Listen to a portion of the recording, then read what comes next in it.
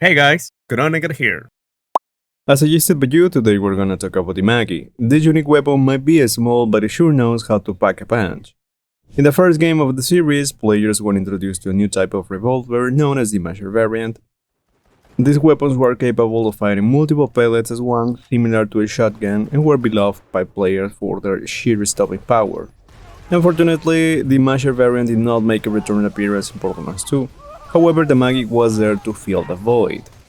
Named in honor of Margaret Jacobs, wife of Montgomery Jacobs, the third CEO of the Jacobs Corporation, the Maggie fires 6 projectiles that are guaranteed to make enemies regret their life choices.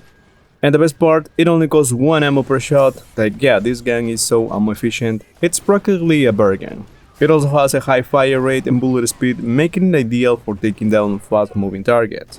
And perfect for players who love to spam their enemies with a bunch of bullets.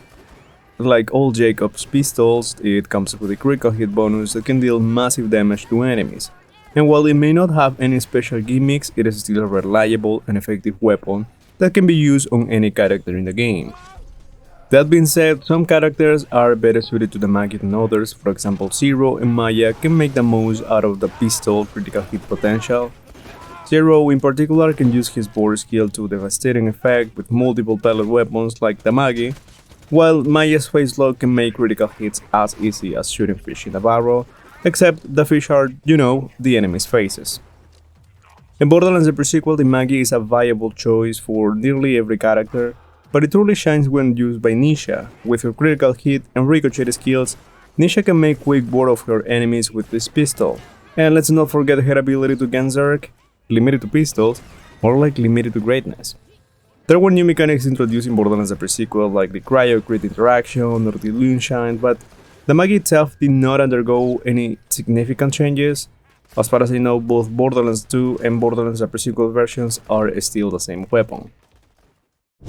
In Borderlands 3, the return of the Masher variant is certainly noteworthy, since it's not limited to pistols anymore, as it now has made its way to assault rifles as well, and honestly they are quite impressive.